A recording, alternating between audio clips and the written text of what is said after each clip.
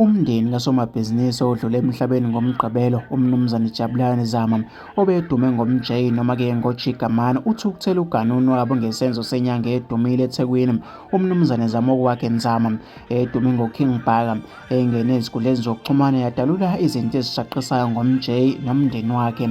Kule video uBhaka uzwakala ethi uzokhuluma ngodaba olubucayi bese-ke ethi uzokhuluma ngomJ waseyadini ngaphambi kokumfisela ukuphumula okuhle nomndeni wakhe ukuthi ududuzeke.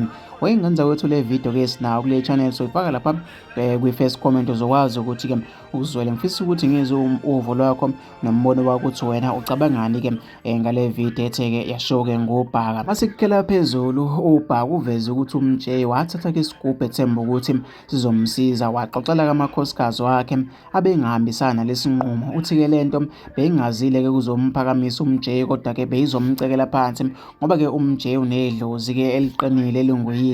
Lento-ke ibe-ke noma-ke seyiyasuka-ke kumJ esigujini kufakwa-ke inhlabathi yamathuna umuntu ofile, kuthetshulwa-ke yonke into, izinsizi noma-ke abangazazi befake lapho.